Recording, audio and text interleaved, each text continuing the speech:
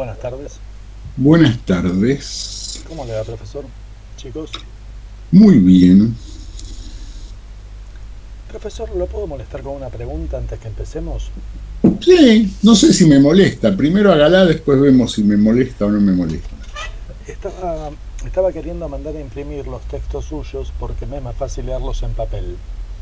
Y había mandado una segunda tanda, digamos, donde estaba el del cazador y todos esos.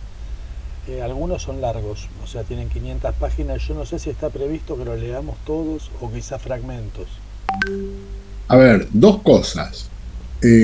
No creo que lean todos todo, pero digo, no le puedo decir qué imprimir y qué no, porque digo, en todo caso, eso tendrá que ver a fin de año cómo usted piensa preparar el examen para darlo el año que viene. ¿Está claro lo que estoy diciendo o no? Sí, sí, entiendo. Pero pasa por ahí, yo no le puedo decir, porque usted me puede decir, capaz que elige, no sé, el texto Asia Contemporánea de la colección del siglo XXI. Y capaz que prefiere elegir textos más actuales. Entonces, digo, No, yo lo lo- recomiendo, espere, déjeme terminar de hablar. Procacci lo van a usar completo. Y calculo que habrá un par de textos más que deberán usar completos. Completos me refiero a decir, bueno, como obras generales para contextualizar. Eh, Más adelante, vamos a ver, yo le voy a decir, bueno, para África tal, para Asia tal, como cuestión central. ¿Se entiende lo que estoy diciendo o no? Perfecto. Pero después yo no le puedo decir, en serio, no me obliga a cosas que... No, pero esto le voy a explicar algo, esto ya provocó una larga pelea, inclusive intrafamiliar, porque mi mujer cuando era jefa de área, de departamento y esas cosas, me decía, no, tenés que decirles de hoja a hoja. Yo digo, me niego, hágame un juicio, hágame un sumario, tortúrenme con la inspectora. Este, no creo que esa sea la forma de enseñar, estoy en contra de esa forma de enseñar. Entonces, como no se atreven, porque digo, no se atreven a hacerte una nota por eso, entonces digo, pero el tema central pasa por ahí.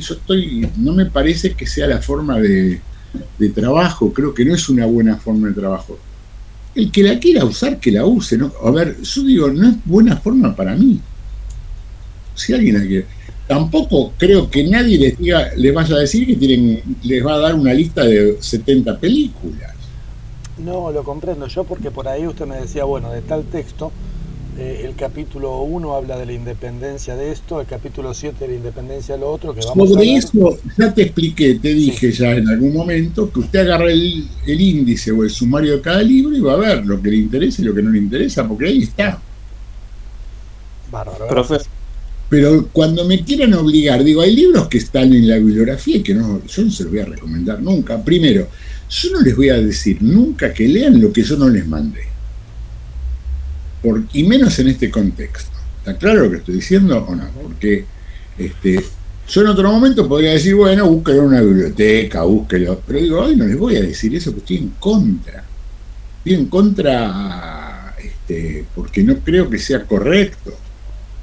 Ni les voy a mandar a sacar fotocopia ni nada. Digo, bueno, cada uno. Pero, bueno, entonces yo me ocupo de mandarle los materiales indispensables desde mi punto de vista. También sé que lo que yo considero que es indispensable, para que ustedes vayan recontra bien preparados y todo, no es verdad tampoco. Digo, después uno va quedándose y seleccionando, pero eso ya me parece a mí que es subjetivo y personal. Bueno, che, el otro día les avisé sobre el pucho, lo de la suspensión por el caso de esta chica, porque me enteré en ese horario más. Digo algo, o sea, la primera hora yo di clase. Eh, de Sí, 6 nosotros y pico di clase a los de Geo y después fui a ver un ratito el partido y cuando estaba terminando el partido me enteré de eso y les avisé porque, digo, igual yo me quedé, creo que alguien entró y le dije, pero declaran asueto y declaran asueto. Yo no es una decisión personal. ¿Se entiende lo que estoy diciendo o no? Más, digo, murió mi suegra ayer a la noche. Yo tranquilamente podría haberme quedado, digo, tenés justificativo. Tampoco voy a hacer absolutamente nada. Me niego a los velatorios en este momento. Primero me niego a cualquier velatorio y segundo a en esta coyuntura que no se hace. Entonces digo, ya iban a hacer 3 clases sin clase y me pareció una locura porque el lunes que viene creo que es feriado también. No sé, alguien me dijo ayer, así que se va a complicar. Bueno, lamento lo de profesor, ¿qué? Lamento lo de su suegra. Mándele mis cariños a Laura, por favor. Avísenle después, porque yo la verdad con la señora esa tenía tan mala relación.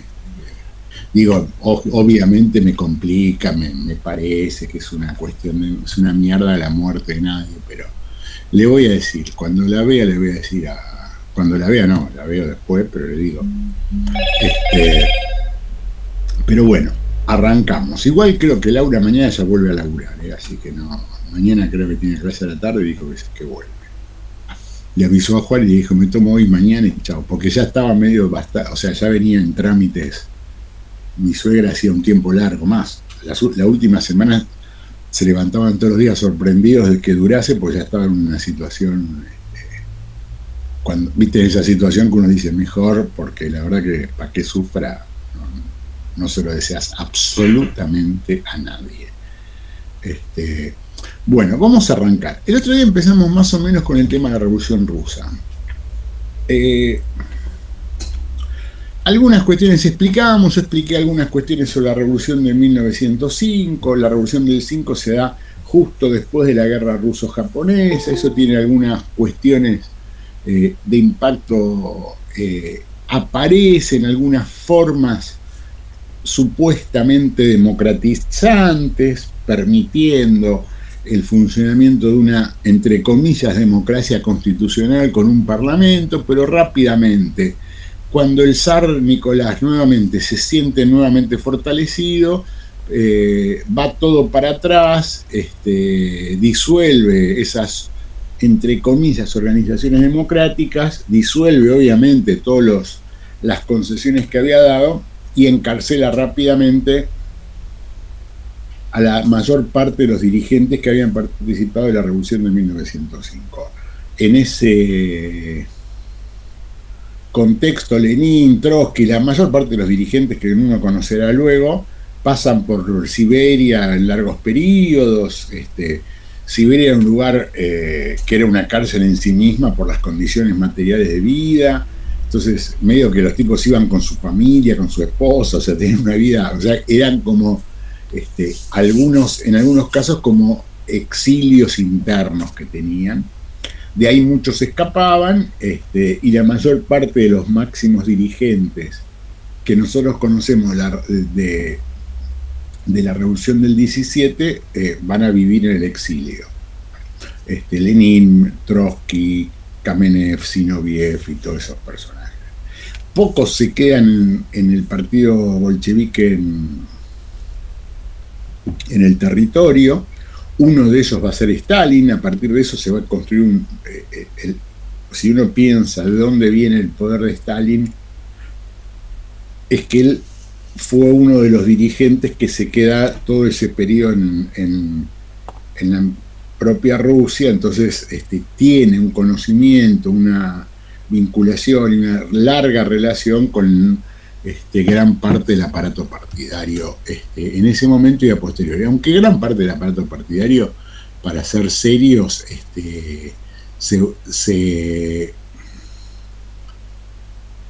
¿cómo se dice? Va a surgir y se va a desarrollar en gran medida a partir del año 17, porque muchos de los dirigentes sufren dificultades y bastante mal las condiciones de la guerra, y la guerra va a cambiar gran parte del partido y lo va a constituir nuevamente por diferentes cuestiones, por la muerte de muchos, por los cambios que se producen, por el ascenso y los descensos de otros. ¿Qué va a pasar? yo el otro día más o menos lo expliqué. Aparece la Primera Guerra Mundial. La Primera Guerra Mundial va a ser un golpe muy fuerte al poder zarista. Durante varios años la guerra se sostiene en un nivel de estabilidad, esa guerra de posiciones, aunque Rusia sufre muy fuertemente, nunca las potencias centrales pueden terminar de derrotar a Rusia. Al principio Rusia tiene una buena performance frente básicamente al Imperio Austrohúngaro. Después, cuando el alto mando alemán es el que encabeza el frente oriental también, la situación es más pareja, pero a un costo brutal para Rusia. Rusia llega a movilizar durante la guerra, hoy estaba mirando algunos textos, entre 13 y 16 millones de personas. Es casi el 10%, más que el 10% de la población. Gran parte de esos tipos van a sufrir. Rusia tiene, no me acuerdo exactamente, debería verificarlo porque no me acuerdo, pero bastante más que un par de millones de muertos. La guerra conmociona a Rusia desde ese punto de vista, pero además es una cuestión que va a producir una fortísima crisis agraria, alimentaria. Esto va a generar determinado tipo de condiciones, repito, un costo altísimo desde el punto de vista militar, con millones de muertos y más de 13, 14 millones de movilizados. Chicos, los voy tomando nota, no tomen nota de las boludeces que estoy diciendo yo, porque no sirve esto para estudiar. Lo dije 50 millones de veces, yo no entiendo de dónde cuernos sacan que uno puede estudiar en el nivel superior de los apuntes del profesor. Perdone, en realidad no es tanto que uno estudie de los apuntes, sino que los apuntes después sirven como guías de lectura. Discúlpeme, yo tengo un poco más de años que usted y más experiencia que usted. No, los apuntes son de donde estudian. Usted puede ser una honrosa o no tanto excepción, pero estudian de los apuntes. Y está mal. Profe, yo voy anotando 3 hojas de todo lo que usted va hablando. Para mí, no sé, me sirve, no me diga esto. No, pero digo, yo veo que hay algunos que toman nota de algunas cuestiones, vos podés tomar nota de algunos conceptos, de algunas de ideas, de algún personaje, de algún texto. Eso no me molesta. Pero si yo veo 3 o 4 personas que están escribiendo sistemáticamente, no escuchan siquiera. ¿Está claro lo que estoy diciendo? El que está mecánicamente escribiendo las boludeces que digo yo, lo digo fuera de broma, a pesar de la cara de sorpresa de mi ex amigo Ponte. Pero lo digo seriamente, o sea, escribir mecánicamente. No, yo estoy de acuerdo totalmente con eso y con que hay que leer los libros enteros, no fraccionados, pero es un tema aparte. Mirá vos, viste que no era tan jodido el pibe. O sea, tenía algunos problemas. Igual no vuelve a hablar de fútbol, no sé por qué no volvió a hablar después, pero bueno, no importa. Pero volviendo, discúlpeme Alexis, yo he leído en exámenes domiciliarios cuestiones que dije, ¿de dónde lo leyó? Del apunte de lo que yo dije. Pero te das cuenta hasta por los giros, por algunas formas de construir alguna imagen o metáfora. Entonces digo, está mal. Insisto, no tenés que leer todos los libros que doy, pero digo, ¿les puede servir para ordenar? Sí. ¿Les puede servir para guiarlos? Sí. ¿Les puede servir para responder alguna cuestión? Pero digo, ni siquiera alguna cuestión previa, porque no leen antes ustedes. Porque si la verdad es que para mí sería mucho más piola que ustedes lean antes. No sé, la clase se convierte en otra cosa, pero digo, sigo. ¿Qué va a pasar? Se produce una terrible crisis en Rusia que va a tener 2-3 patas fundamentales. Primero, la consecuencia directa de la guerra, que eso implica movilizados, muertos, heridos, lisiados y todo ese tipo de cuestiones. Segundo, hambrunas terribles. Rusia está acostumbrado a este tipo de hambrunas. Esto lo que voy a decir ahora es al margen, es un paréntesis. El mundo está acostumbrado a las grandes hambrunas, producto de la falta de alimentos, hasta mitad del siglo XX, por lo menos. Después de la mitad del siglo XX, las hambrunas no tienen que ver con problemas de producción de alimentos, sino con problemas de distribución del sistema capitalista. ¿Se entiende lo que estoy diciendo o no? O sea, lo explico esto porque esto tiene que ver con cuestiones históricas demográficas. O sea, hasta el siglo XX, calculen después de la Segunda Guerra Mundial, 10, 15 años más, el mundo produce menos alimentos de los necesarios. Entonces esto genera crisis. A partir de 1950-60, con la nueva agricultura, con los fertilizantes, con todo ese tipo de cuestiones, ya las hambrunas tienen que ver con otro fenómeno. ¿Está claro lo que estoy diciendo o no? Sino más bien con fenómenos propios del sistema. Pero del sistema, cuando digo del sistema me refiero al capitalismo, pero no con temas vinculados a la subproducción o producción menor a la necesidad. Vuelvo, Rusia es un país donde crónicamente hay profundas crisis de provisión de alimentos. Esas crisis se agudizan con varios años de guerra por diversos motivos. Primero, por las requisas para alimentar a las tropas. Segundo, porque gran parte de la población movilizada era la que producía los alimentos y ese tipo de cuestiones. Tercero, por la crisis misma que produce la guerra como desestructuración del país y de todo ese tipo del espacio donde se va a pelear la guerra. Entonces, todo ese tipo de cuestiones generan profundísimas hambrunas.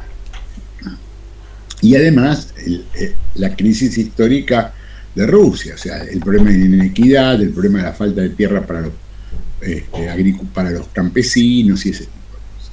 Entonces, estas cuestiones van a ser ese término que a mí no me gusta mucho, pero que digo, me parece clarito en este caso, el caldo de cultivo, o sea, el sustrato sobre el cual a fines del 16, principio del 17, se empieza a producir una terrible crisis en Rusia, y esa crisis deviene en grandes reclamos y movilizaciones y protestas y ese tipo de cuestiones. Esas protestas, levantamientos y cuestiones, un tema, lo digo para que quede claro, en general los grandes quilombos en Rusia surgen en esta temporada porque los inviernos rusos son terribles. Entonces, donde hay crisis, donde hay hambruna, el invierno agrava, profundiza esa situación de manera exagerada. ¿Está claro lo que estoy diciendo o no? Entonces, en febrero, esa crisis que se fue provocando, sosteniendo, creciendo, miren, apareció el caballero de Ernesto. O sea, el otro día estaba preocupado por usted, Ernesto. Bueno, esa crisis va a generar una serie de grandes movilizaciones en febrero del 17, que empezaron un tiempo antes, pero que en febrero del 17 en San Petersburgo estalla una serie de movilizaciones, marchas, huelgas, conflictos específicos. San Petersburgo va a ser el centro de este fenómeno y de este proceso. San Petersburgo era un gran centro, era el centro económico de Rusia, además era un importantísimo centro naval y militar, y se va a producir, y además era el centro industrial, ¿no? Y se van a producir graves levantamientos, 23, 24 de febrero. Dos cosas que ya las comenté en algún momento, las vuelvo a decir. La revolución que nosotros llamamos de febrero, en nuestro calendario es en marzo. Y la revolución que nosotros llamamos de octubre, en nuestro calendario es el 6-7 de noviembre. ¿Por qué? Porque hay una diferencia entre el calendario ortodoxo, que creo que es el justiniano, y el nuestro que creo que es estoy seguro que es el calendario gregoriano. Hay como un delay de 6, 7, 8 días, entonces, o 10. Entonces, el 25, 26 de octubre, que sería el día que se produce la revolución según el calendario de los rusos, para nosotros es 6, 7 de noviembre. Y el 20 y pico, 23, 27 de febrero, que es entre esos días que se produce la revolución de febrero, para nosotros ya es marzo. Digo porque en algunos textos puede estar como corrido eso, pero nosotros hablamos de febrero y de octubre porque esos son los análisis que han quedado de la Revolución Rusa. Se habla de dos momentos de la revolución y eso genera un montón de lecturas. La revolución empieza en febrero del 17 con un montón de reclamos que tienen que ver con estas cuestiones que yo dije antes, pero que se van a canalizar por dos vías fundamentales. Va a ser, si quieren, la democrático-burguesa, que es siguiendo los términos que después va a utilizar el leninismo, que son, se convoca rápidamente a una Duma. Duma era como el parlamento, la asamblea, era el término que se le daba al Congreso o al Parlamento en esa época en Rusia, y ahí se va a constituir como el comando de estas fuerzas revolucionarias. Y por otro lado resurge un fenómeno que había aparecido en el 1905 que se llama el Soviet. La diferencia entre uno y otro es que uno es una cuestión más institucional, donde participan los partidos formales y cosas por el estilo, y el Soviet es, creo que lo explicamos la última clase o estoy delirando, el Soviet es una forma de reunión asamblearia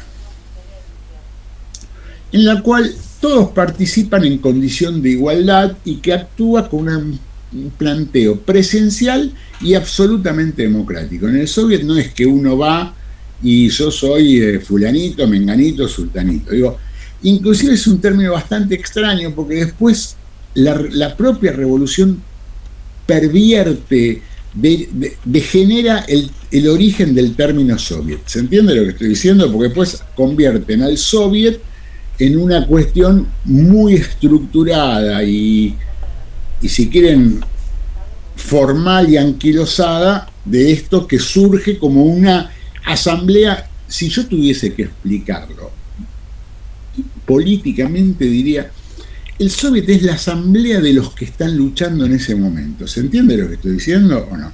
Entonces, cualquier sector social que esté participando de las luchas, desde los soldados, los marinos, los trabajadores, los inquilinos, los campesinos, todos van al Soviet y participan en un criterio de igualdad bastante democrático.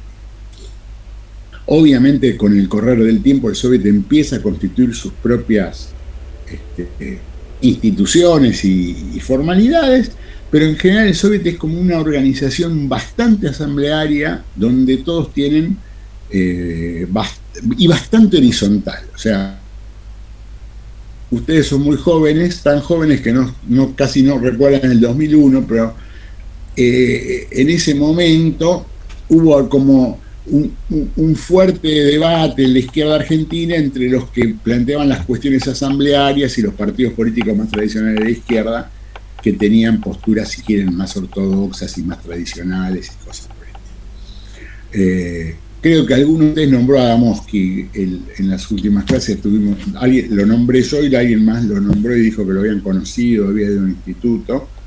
Bueno, Adamowski es un militante de ese tipo de ideología asamblearia, basista, horizontal y todo ese tipo de cuestiones. Volviendo.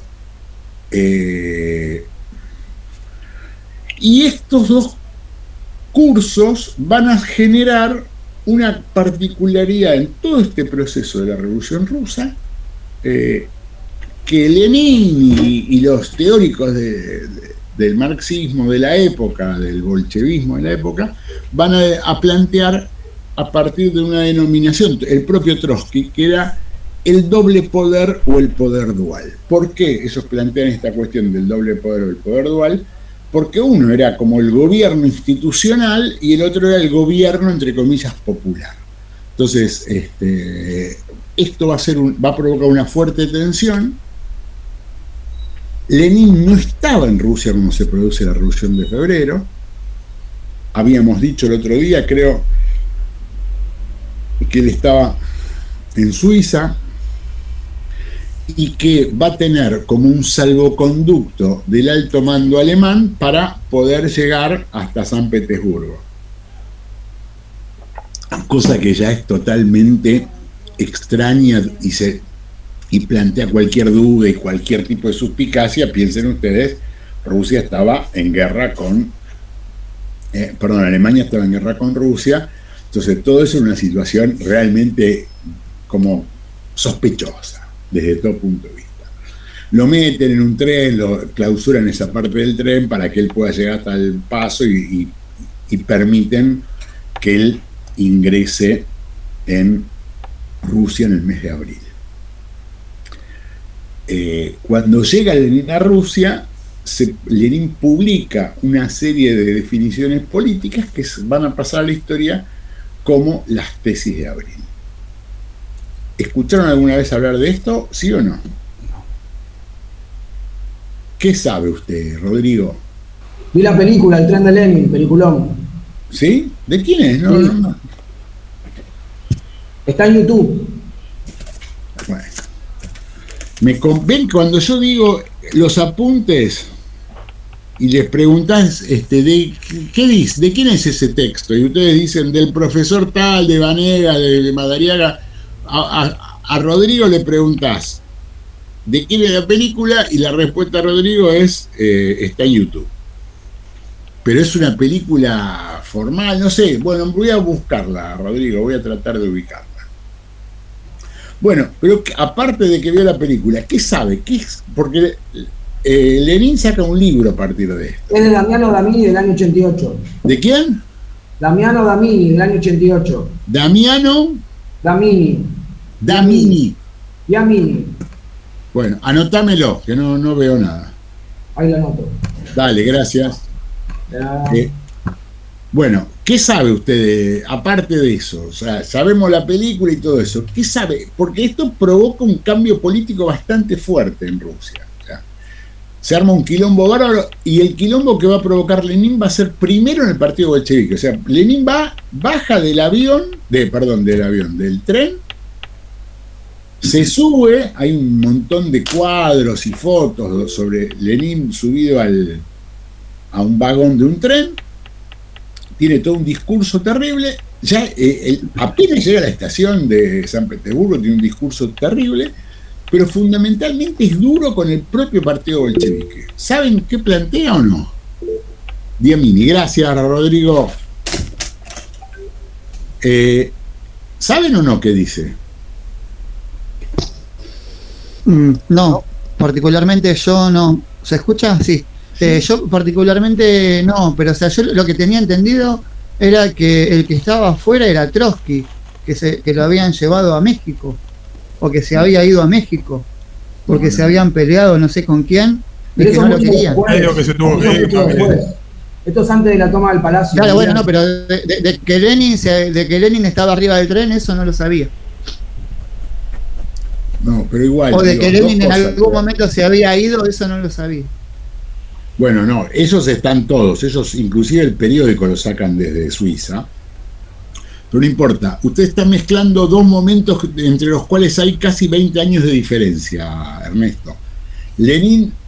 Trotsky llega a México en el año 36, cuando ya no tiene lugar donde huir en Europa, no lo aceptan, no lo dejan entrar en ningún lugar, y el presidente Cárdenas, a instancias de Rivera, que es uno de los grandes muralistas mexicanos, y Frida Kahlo, que es su mujer y una artista también muy reconocida y le piden al presidente Cárdenas que le permita que le dé asilo a Trotsky, y Trotsky se instala recién ahí en el año 36, cuando ya lo perseguían por todo el mundo y lo intentaban matar, sobre todo Stalin. Estamos hablando, en el año 17 no pasa lo que usted dice, es al revés. Lo que sí sucede, y que es muy interesante, Trotsky viene un tiempo antes, Trotsky gira más por el mundo que Lenin estaba más que nada en Suiza, igual Lenin era bastante más perseguido que Trotsky en ese momento, estoy hablando antes del 17. Lo que sí es que, aunque ellos vuelven los dos, hay toda una imagen. Primero, Trotsky llega antes y se construye como una imagen de que Trotsky era más primero, Trotsky es una figura pública mucho más reconocida por las masas en ese momento. ¿Qué quiero decir yo con esto? Trotsky es rápidamente nuevamente electo presidente del Soviet. Entonces es un tipo popular entre el conjunto de los activistas, de los revolucionarios y de la sociedad comprometida en ese momento. Mientras que Lenin no, y era todo sospechoso de todo. Esto lleva en la propia Rusia, que es un país bastante atrasado y con complicaciones ideológicas de mierda, que a Lenin lo acusan de judío y de no sé qué, y de todas las conspiraciones habidas y por haber, cosa que no lo era, no es ningún pecado serlo. Y Trotsky, que se llama León Davidovich Bronstein, digo, la tiene toda puesta, ¿no? O sea, nunca lo cuestionan como judío, ¿se entiende? O sea, mezclan absolutamente todo, como es un ejemplo, no estoy diciendo que una cosa está bien o mal, ni mucho menos, pero digo, porque alrededor de Lenin se construye una imagen, si quieren, más conspirativa, más como de oculto, que tiene que ver con algo lógico, que es que era mucho menos popular y conocido, no tenía menos peso, sino, repito, menos conocido públicamente. Y segundo, toda la situación de su regreso es bastante tenebrosa y oscura y poco clara. Pero vuelvo. ¿Le puedo hacer una pregunta que por ahí se va, si usted quiere? No me la contesta porque por ahí me voy medio lejos. ¿Puede ser que Trotsky era más reconocido en las clases populares que en el partido y Lenin al revés? No. En parte sí, discúlpeme, dije no de primera. En parte podrías plantearlo así. Trotsky no era del partido, Iván. Nunca integró el partido bolchevique. Recién ahí negocia y entra, pero siempre es un marginal dentro del partido bolchevique. ¿Está claro? Sí, perfecto. Y Lenin era un hombre del partido, o sea, Lenin había construido el partido y Trotsky no. Trotsky siempre tiene posturas más independientes, no muy ortodoxas, más variables. Tenía otros grupos que también existían y eran importantes, pero no era que uno era más popular. Obviamente, sí, si vos querés, era un tipo más reconocido públicamente. Pero la diferencia fundamental hasta ese momento, Iván, es que Trotsky no era un militante del partido bolchevique. Perfecto. Segundo, creo que ya lo dijimos hace un par de clases, si no la última clase, la anterior. Yo dije en algún momento, cuando Lenin escribe el libro ¿Qué hacer?, donde él explica y da como las pautas para construir ese partido para la toma del poder, claramente, Lenin plantea que hay que hacer un partido de cuadros, un partido cerrado, un partido semiclandestino. Entonces, la propia estructura del partido bolchevique, que era, ustedes han nacido todos en democracia, salvo algún que otro vejete que tenemos aquí, pero que nacieron muy poco tiempo antes de la vuelta de la democracia. Pero digo, yo que conozco el pasado y que tuve actividad política antes de la democracia. Yo le doy un ejemplo, a ver si se lo respondo con esto. Hace unos años, en las marchas del 24 de octubre, yo estaba hablando con un amigo con el cual siempre me encuentro en las marchas, del 24 de marzo, que capaz que lo han leído en algún texto, pues es un historiador bastante reconocido, se llama Ernesto Salas. Ernesto Salas es como un especialista en la resistencia peronista y en el peronismo, en ese tipo. Y me acuerdo que una vez estábamos los dos caminando por la en la marcha y estaban nuestras mujeres, y hablando entre ellas y nosotros hablando entre nosotros. Y los dos en un momento nos miramos y nos vimos como reticentes a que nos saquen fotos, o a sacarnos fotos, o al selfismo. Vieron que hay como una cuestión de selfismo en todos esos lugares, de que todo el mundo va y se saca foto con este, foto con el otro. Digo, yo me crié en una época donde sacarse una foto era ni en pedo. Yo cuando iba a una marcha y me querían sacar una foto, me tapaba, me daba vuelta, me escondía. Digo, era como una sentencia de muerte prácticamente. No sé si tanto. Pero más o menos. Tampoco, no me voy a hacer el héroe ni mucho menos. Yo no tengo... está todo pago lo mío, así que no voy a hacer absolutamente nada. Lo que quiero decir es que uno está acostumbrado a otras cosas. ¿Se entiende lo que estoy diciendo? Y yo, en la Argentina, pues yo con Ernesto, nosotros hemos compartido actividad política durante la última dictadura en la facultad. Nuestras mujeres entraron recién en los 80 en la universidad, pues son mucho más jóvenes que nosotros, pero digo, uno se acostumbró a esa modalidad. ¿Se entiende lo que estoy diciendo o no?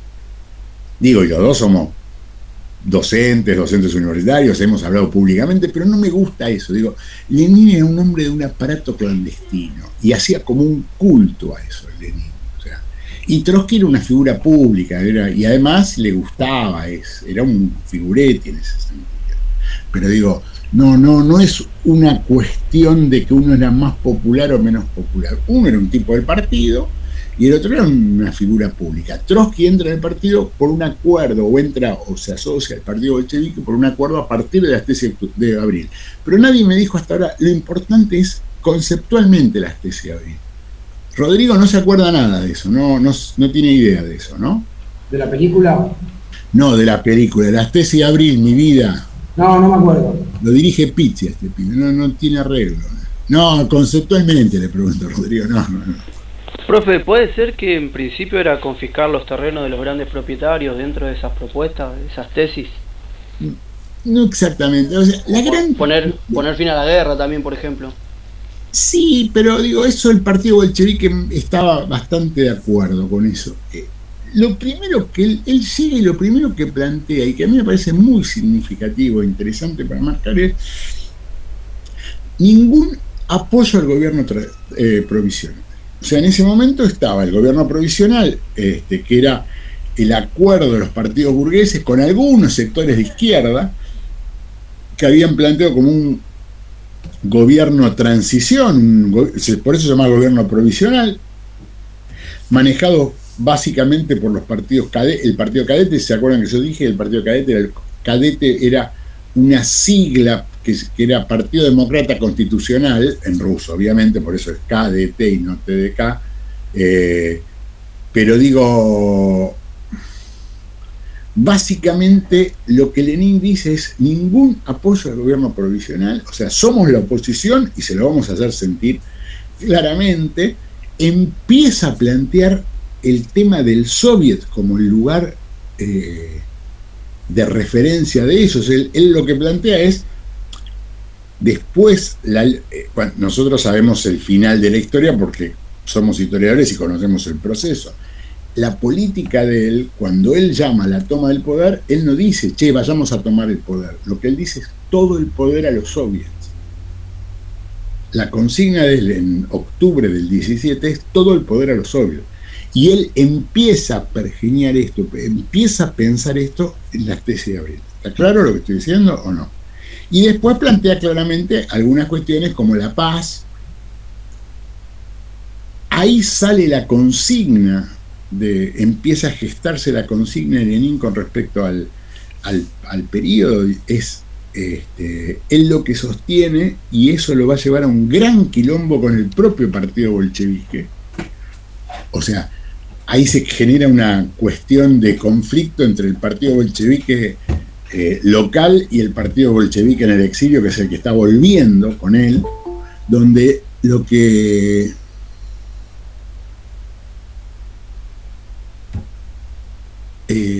va a aparecer ahí es un enfrentamiento donde él dice ningún apoyo al gobierno provisional, y empiezan a generarse un montón de discusiones y de conflictos muy interesantes.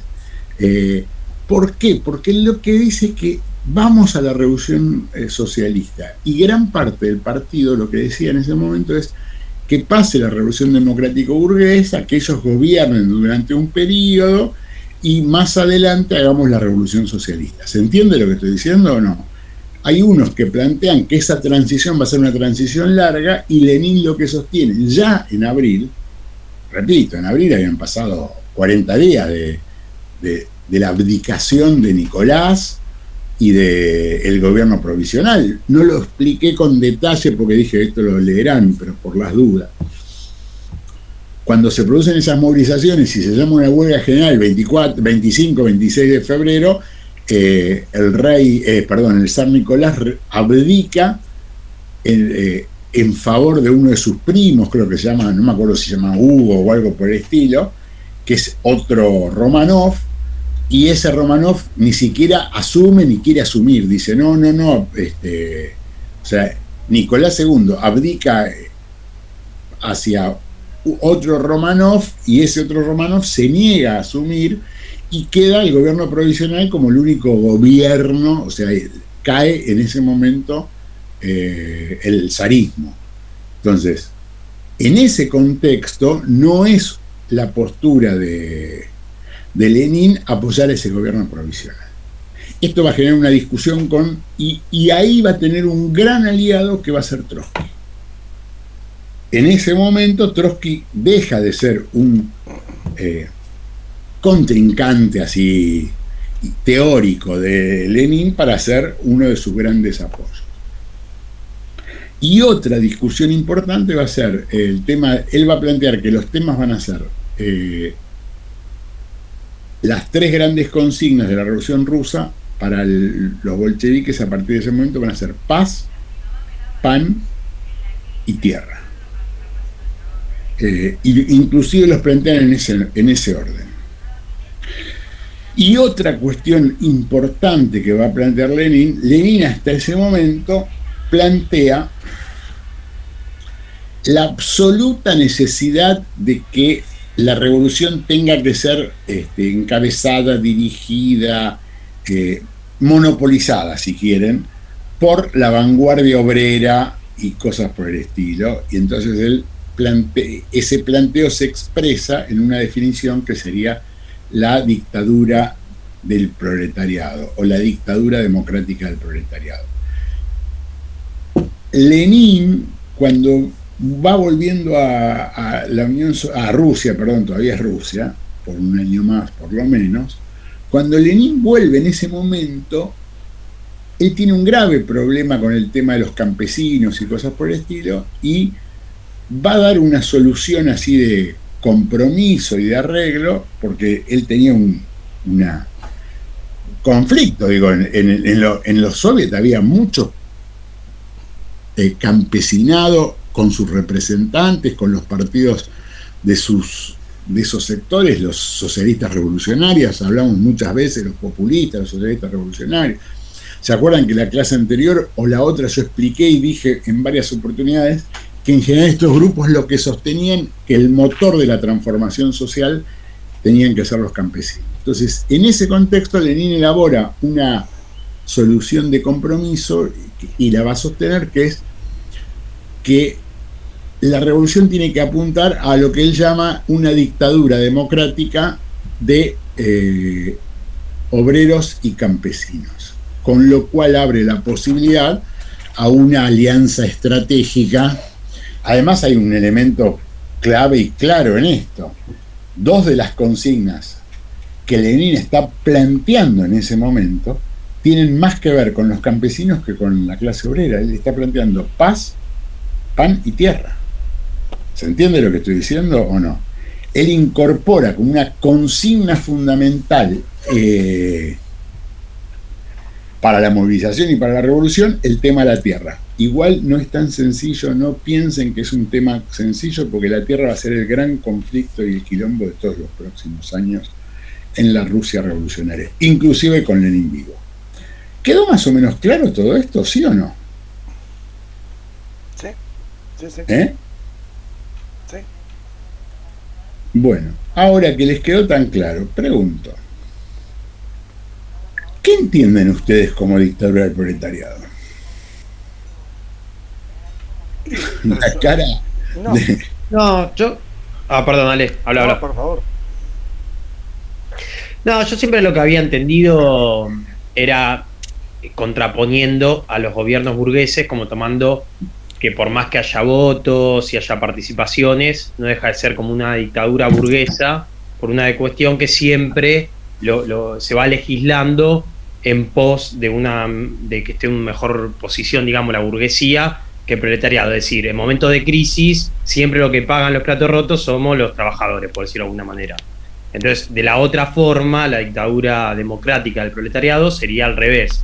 Es decir, que salgan mejor parados en situaciones. No sé, un ejemplo que se me ocurre concreto, como para ser más explícito. Una empresa de repente decide irse del país, supongamos, ¿sí? Entonces, en vez de perder todos los puestos de trabajo y que la gente quede sin laburo, bueno, listo, la empresa se va, pero que los medios de producción le pueden quedar a los trabajadores. Yo lo entiendo como medio así, un gobierno de trabajadores, o sea, que tenga el aval del Estado para decir, bueno, listo, tómatela, pero no te podés llevar ningún medio de producción y la empresa sigue funcionando de manera, no sé, cooperativista, digamos. No sé si fui claro. Yo lo entendí, no estoy de acuerdo, pero lo entendí. Claro fue, no lo comparto, pero No, digo... a mí lo que Dale. se me ocurre es que es un sector que toma el poder, que obviamente gobierna a partir de los intereses de ese sector y puede ser democrático a nivel interno, a nivel de funcionamiento interno. Pero hacia afuera es una dictadura propia de un sector social sobre los otros, como terminan siendo todos los gobiernos, en definitiva. Profesor, Marx estaba a favor de la dictadura. Reprimir las clases sociales, digamos, ¿no? Estaba hablando Carlos, el joven. Sí, usted está hablando, Carlos, hable, lo escucho. Que por lo que Marx estaba a favor de la dictadura del proletariado, que paró, digamos, en pensamientos como Bakunin, de los anarquistas, de repente. Marx es el que acuña el término, ¿no? Creo, o sea, no... a ver, algunas cuestiones generales, digo, por eso me detuve, porque si no me parece que estoy girando en falso y no me gusta. A ver, primera cuestión, Marx acuña el término dictadura del proletariado. Carlos Sotier dice correctamente que eso tiene que ver con un debate, si quieren, teórico que tiene en ese momento con los anarquistas encarnados en Bakunin. O sea, los anarquistas que dicen, bueno, hay que hacer la revolución y después, una vez que se haga la revolución, viviremos una sociedad libre en absoluta libertad. Por eso los anarquistas en muchos casos se mezclan con los libertarios. Esto es una de las cosas que me provoca terrible odio y asco en la terminología que se acuñó acá en los últimos años, que se habla de los libertarios como Milei. Digo, libertarios las pelotas, con todo respeto, digo, porque la verdad que libertarios no son, libertarios son los anarquistas. Severino de Giovanni era un anarquista libertario. Estos paparulos no son libertarios, estos paparulos apoyan a todas las dictaduras, había así por haber. ¿Cómo alguien va a apoyar dictaduras terribles y ser libertario? Pero digo, al margen de eso, Marx construye esa categoría que es una categoría teórica. Marx no conoce la dictadura del proletariado, no la desarrolla la dictadura del proletariado, no describe cómo tiene que ser la dictadura del proletariado porque nadie la describió. ¿Se entiende lo que estoy diciendo o no? Entonces, ¿a qué se refiere Marx con la dictadura o la dictadura democrática del proletariado como pretenden explicar en algunos casos? Marx lo que dice es, cuando querramos cambiar el orden, va a haber alguien que se va a resistir. Los burgueses no aceptan alegre y felizmente, ay, che, ¿en serio que vamos a tener que compartir nuestras riquezas? Si no quieren que le cobren impuestos, ¿se imaginan cuando le digan, che, doy un ejemplo tonto y actual, ¿no? La vicepresidenta dijo, habría que pensar en articular un sistema de salud único. y la acusan en los diarios de casi querer expropiar empresas de salud, cuando no habló de eso ni mucho menos. Dijo, habría que articular un sistema de salud. ¿Se entiende lo que estoy diciendo o no? Y lo peor es que dice, che, sería bueno que lo articulemos mejor y lo pongamos en valor antes, y no como pasó en estos últimos meses, que producto de la pandemia el Estado tuvo que salir a rescatar a las obras sociales, menos, pero a las prepagas que no tenían dónde meter a los pacientes. ¿Se entiende lo que estoy diciendo o no? Las vacunas las compró el Estado, los respiradores los compró el Estado, y cuando las obras sociales, las prepagas se llenaron de pacientes y no tenían más lugar donde poner, tuvieron que rescatar y poner gran parte de los tipos que pagan durante décadas para ser atendidos, una cama en algún hospital público o en algún otro lugar. Digo, imagínense, si por esta estupidez en la Argentina, y por algo que diga Cristina, que es más institucionalista y defensora de un capitalismo racional, y no lo digo de mala manera, lo estoy diciendo con sumo respeto, es lo que opina Cristina. Cristina, creo que ya lo dije, si no lo dije, lo digo ahora, Cristina es como el Papa Francisco. Hablan de un capitalismo más racional, más humano. Yo creo que eso no existe. Creo que eso es más utópico que el trotskismo. Miren lo que estoy diciendo. O sea, no hay capitalismo racional y humano desde mi punto de vista. Aunque un sector, probablemente el más iluminado del peronismo, y el propio Papa Francisco, dicen que es su aspiración. Yo creo que eso es imposible. Pero ¿qué pasa en la categoría de dictadura del proletariado? Marx dice, chicos, la burguesía no va a aceptar alegremente que se le expropien las empresas, que se le expropien los campos. Entonces, la única manera que eso se va a poder producir es estableciendo un gobierno del proletariado que le imponga a esa clase burguesa o patrones la posibilidad de expropiar eso y de construir en unos años, en un periodo, una nueva sociedad donde no haya explotadores ni explotados y donde los medios de producción sean de propiedad colectiva o de propiedad común o de la sociedad o la forma que ella se dé. A eso Marx lo llama la dictadura del proletariado. Esto es en el siglo XIX. Marx se muere, como nos va a pasar a todos en algún momento, con una ventaja para Marx, que después no se tiene que hacer cargo de explicar lo que va a pasar después. Entonces, a partir de eso hay una serie de cuestiones, porque si ustedes siguen, va a haber un montón de tipos que eran marxistas que creen que hay que llegar al poder mediante elecciones. Digo, el Partido Socialdemócrata Alemán, una parte importante del Partido Socialdemócrata Ruso.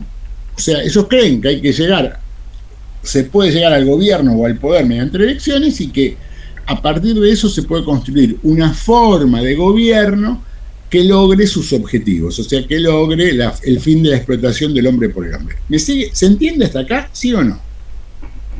Sí, pero para mí lo que me confunde un poco es lo de dictadura democrática. Ahí porque es la dictadura, te lo contesto, eso es lo más fácil de contestar. Esta chica no era de Racing, ¿no? Sí. No. Siga usted, Leila, que quería hablar. No, te lo contesto, Natalia. Lo que se plantea es que es la dictadura de la mayoría sobre la minoría. Por eso se lo plantea como una dictadura democrática. ¿Se entiende lo que están diciendo? Varios de los que hablaron me precedieron en el uso de la palabra, dijeron que todo gobierno de alguna manera es una dictadura. Esto es una idea que surge en el siglo XIX y XX, que es que los gobiernos suelen ser dictaduras de clase. ¿Se entiende lo que estoy diciendo? Los marxistas más tradicionales opinan que todo gobierno es la dictadura de una clase sobre el resto de las clases sociales, salvo los radicales en la Argentina que creen que no, que los gobiernos son neutros. Cualquier gobierno de alguna manera es la dictadura de los sectores propietarios y patronales sobre el resto de la sociedad. ¿Por qué? Porque obliga, o sea, porque funciona democrática e institucionalmente mientras sea necesario, y que en el momento que las papas queman, aplicame el ejército, la república, la ley y cosas. ¿Se entiende lo que estoy diciendo? Esta es más o menos. Entonces, cuando dicen dictadura democrática es porque es la dictadura de millones sobre algunos cientos o miles. ¿Quedó claro, Natalia? ¿Sí o no? Sí, profe, muchas gracias. Yo que le contesto, aunque es de Racing, podría ser mucho peor esto. Bueno, entonces, en ese sentido lo que sostienen es eso. Por eso los marxistas, y a partir de eso hay algunas cuestiones que son... Lo que dicen también es que vos no podés tomar el poder en Cuba y hacer el socialismo. Porque tenés relaciones económicas dependientes con otro tipo de países, ¿se entiende? Porque la dominación no solo está. O sea, yo tomo el poder en Cuba, sigo con la explicación para la joven Montenegro. Digo, pero vos tomás el poder en Cuba, entonces agarrás y sacás la tierra, ponés la tierra en función de... Pero Cuba producía azúcar nada más en el año 1959. Y prostíbulos para que y casinos para que los norteamericanos vayan, se saquen las ganas y escolacen donde estaba prohibido, se escapen de sus mujeres y puedan hacer vivir de trampa. Eso era Cuba en el año 1959. ¿Está claro lo que estoy diciendo o no? Entonces, ponele, toman el poder Fidel, el Che y una banda de fascinerosos barbudos. Pero vos no podés construir un modelo socialista con cañaverales y sin tecnología, sin petróleo, sin industria. ¿Se entiende lo que estoy diciendo o no? Entonces, ¿qué sostiene el marxismo? Básicamente que la revolución se va a constituir definitivamente cuando sea mundial. ¿Por qué? Porque además ellos creen, sobre todo en el siglo XIX, y yo creo lo mismo, que las clases son fenómenos mundiales. La burguesía es una burguesía mundial. Hoy ya queda del todo claro y explícito, no hace falta ser un genio para entenderlo. Pero digo, entonces, el marxismo tradicional, ¿qué dice? Dice, la revolución tiene que tener un modelo en algún momento que la mayoría domine a la minoría, por eso dicen democrática, porque no siempre tenés que solo a los palos. Y el otro elemento es que la revolución tiene que ser mundial o no será nada, diría Eva Perón. ¿Viste cuando Eva decía, el peronismo será revolucionario o no será? Bueno, los marxistas opinamos que la revolución va a ser mundial o no será. Digo, hoy ya lo podemos justificar con un devenir histórico que sucedió. O sea, se produjo la revolución, entre comillas, supuestamente, en gran parte del mundo, Rusia, China, y todo eso se perdió porque hubo restauración capitalista. ¿Está claro ahora o no? Entonces, ¿qué sostienen? En ese momento, Lenin lo que plantea es, tenemos que tomar el poder, y los leninistas dicen, bueno, hay que tener una forma particular de la toma del poder. Él creía que tenía que haber un partido que funcione como un ejército clandestino, duro, firme, conspirativo. Él habla de conspiradores. O sea, ustedes conocen una izquierda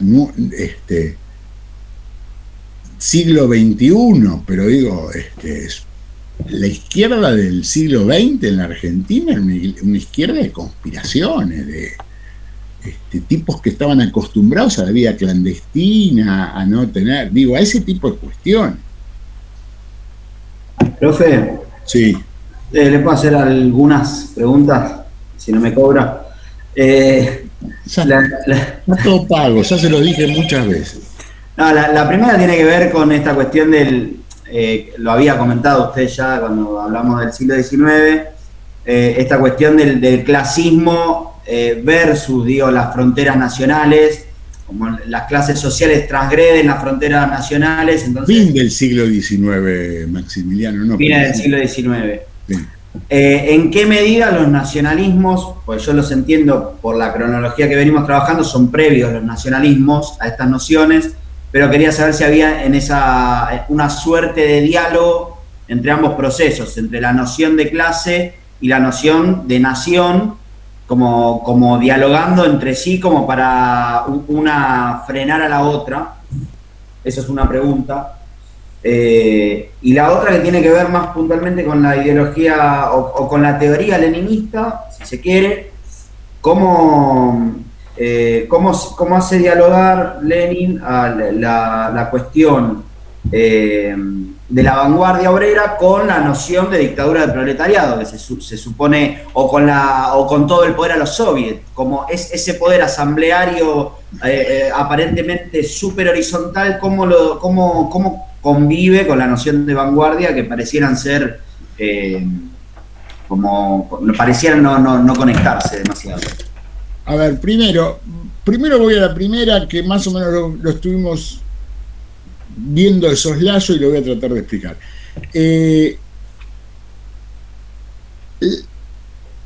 Las ideas de izquierda, las ideas de todo tipo de izquierda en el amplio espectro son total y absolutamente contemporáneas al romanticismo y a la idea de los nacionalismos. El problema es la utilización que van a producir ese tipo de nacionalismos de esa idea, de confrontar la idea de nación contra la idea de clase. ¿Se entiende lo que estoy diciendo o no? Existe una confrontación. Doy un ejemplo boludo, pero ustedes lo tienen que haber visto ya, sospecho yo, en historia argentina. Cuando ustedes estudian historia argentina, escucharon alguna vez hablar de la FORA. Cuando hablan de las primeras organizaciones obreras en Argentina, se habla de la FORA. ¿Qué quiere decir FORA? Federación Obrera Regional Argentina.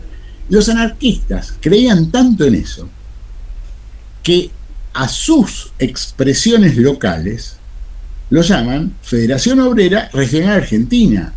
Y ahí está la Federación Obrera Regional Uruguaya, Regional Chilena, Regional... ¿Se entiende lo que estoy diciendo o no? Ellos se sienten parte de ese movimiento internacional, pero a tal punto se sienten parte, sigo con el ejemplo de historia argentina, porque sospecho que lo habrán visto, o si lo tendrán que ver, cuando quieren matar a Ramón Falcón, viene un rusito, con todo respeto lo digo hacia Radovisky, porque era eso, era un adolescente ruso anarquista, que viene a matar a Ramón Falcón, que era el jefe de la policía y un general importante, pero que los anarquistas quieren matarlo porque había reprimido brutalmente diferentes movilizaciones de trabajadores y de trabajadoras. Ahí estuvo mi ESI de la semana, ¿no? Fue un chiste, no se enojen las chicas, pero digo, muchas de las huelgas de principio de siglo, por ejemplo, la huelga de los inquilinos, está encabezada por mujeres. ¿Por qué? Porque las mujeres eran las protagonistas de la vida doméstica, no lo digo mal, lo digo bien. Digo, en general, en 1906, 1907, el que salía al laburo fuera de la casa era el hombre, el jornalero y ese tipo de cosas. Entonces, la lucha de los inquilinos, hay una huelga heroica de los inquilinos, creo que es en 1907, 1908, que termina con una represión brutal de parte de Falcón. Eso, más otras luchas que se dan en 1909 y 1910, provocan que digan, bueno, viene uno a hacerlo boleta a Ramón Falcón. Digo, hasta en eso ellos creen que es mundial. ¿Me entendés, Maximiliano, o no? Y ellos creen que hay una contradicción insalvable entre la idea de nación y la idea de clase. El propio Lenin y el propio Trotsky más, si querés, porque Trotsky está visto como, si querés, más internacionalista. Yo creo que no era más internacionalista Trotsky que Lenin, solo que creo que Lenin era más pragmático. Pero digo, Lenin sostiene cuando toman el poder que lo que hay que hacer es esperar que se tome el poder en Alemania, porque ellos creen que no pueden sostener la revolución en un país atrasado como Rusia. ¿Se entiende lo que estoy diciendo? Lo vamos a ver en la semana que viene. Digo, las grandes trifulcas que hay entre Lenin y Trotsky, que empiezan en el 17, empezaron en 1905 ya. pero siguen con, o sea, son discusiones teóricas y que son, como son discusiones teóricas, los tipos se dan con todo, teóricamente, intelectualmente, pero se siguen respetando. Creo que más Trotsky a Lenin que Lenin a Trotsky, pero hay como una, digo, doy un ejemplo, anticipando algo que vamos a discutir el miércoles que viene. Trotsky está en contra de la paz de Brest-Litov, en contra, él dice que no hay que firmar la paz de Brest-Litov. Lenin dice que hay que firmar la paz de Brest-Litov. Trotsky dice, entonces el argumento no es que no hay, si sí firmarla o no firmarla. ¿Por qué? Porque Trotsky dice, perdimos, no digo volver a la guerra ni nada, digo, dejemos eso que se muera. ¿Se entiende lo que estoy diciendo o no? ¿Por qué? Porque él piensa en cómo van a reaccionar los trabajadores alemanes. No le importa el frente de batalla, le importa la reacción de los trabajadores alemanes, de los proletarios alemanes, de los comunistas o socialistas alemanes ante esa firma. ¿Se entiende lo que estoy diciendo? Él dice que hay que mantener latente porque es la mejor manera de ayudarlos a los compañeros de Alemania a que ellos tomen el poder. Lenin está esperando todo el tiempo la revolución en Alemania porque él cree que cuando se produzca la revolución en Alemania, la revolución rusa avanza a paso agigantado. Entonces, en ese punto ellos son profundamente internacionalistas. ¿Se entiende lo que estoy diciendo? Y lo creen profundamente. A tal punto, digo, después Lenin se muere y Trotsky sigue peleando con ese tipo de cuestiones, pero Trotsky anda girando por el mundo tratando de ver dónde hace quilombo. Va a España en el medio de la guerra civil, hay grupos trotskistas luchando en esos lugares, digo, o sea, él cree en la revolución mundial claramente.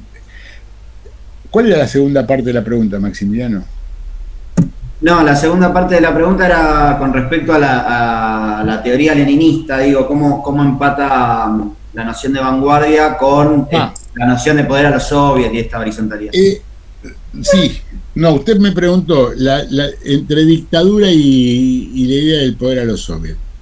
El soviet es un organismo de las masas y no del partido. ¿Está claro? Lo vamos a discutir en las próximas clases, no sé si la que viene o la otra. Cuando uno discute lo bueno y lo malo de la revolución bolchevique, que hubo cosas buenas y cosas malas como en todo, hay un problema, que es que terminan identificando la dictadura, que terminan asimilando el soviet al partido. ¿Se entiende lo que estoy diciendo o no?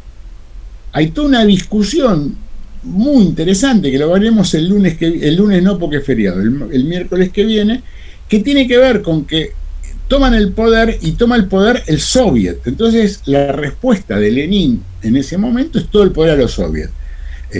Trotsky, que era el secretario del comité de defensa del soviet, es el que va porque tiene los fierros y toman el poder. Ellos toman el poder, repito, octubre del calendario de los rusos, 7 de noviembre del calendario nuestro. En enero se votó para la Asamblea Constituyente. Ahora vamos a ver el tema de la Asamblea Constituyente, porque la convocatoria de elecciones de la Asamblea Constituyente está desde el gobierno provisional. Es todo un tema el tema de la Asamblea Constituyente. ¿Saben lo que es una Asamblea Constituyente? ¿Ustedes sí o no? Tenemos el ejemplo chileno ahora medio... Sí, es una asamblea que se organiza para una constitución, para dictar una constitución. Sí.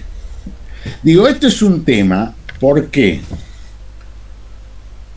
Digo, en la Argentina hubo varias reformas constitucionales. Hay una que está oculta, olvidada, totalmente oscurecida, que es la reforma del peronismo. El peronismo del año 49 reforma la Constitución siguiendo todos los pasos legales, y la dictadura de Leonardo y Aramburu anula la Constitución del 49, que era totalmente diferente y mucho más de avanzada que la que, por un decreto de un gobierno militar. Entonces, pero el problema de la constituyente es que la constituyente es lo que puede cambiar de raíz un sistema político. ¿Se entiende lo que estoy diciendo o no? Entonces, generalmente, siempre hay miedo a la constituyente. Y en Chile se va a pudrir, van a ver que va a terminar con quilombo. ¿Por qué? Porque después, cuando se instaura la constituyente, lo que está por verse es cuál es el límite de la constituyente. Cuando se hizo acá la reforma constitucional del 94, por eso yo jorobaba con el tema de Cristina. Cristina fue constituyente y cosas por el estilo. Estaba totalmente encorsetada la reforma posible. ¿Por qué? Porque se firmó un pacto previo entre Alfonsín y Menem que decía se va a discutir esto y esto. Y negociaron.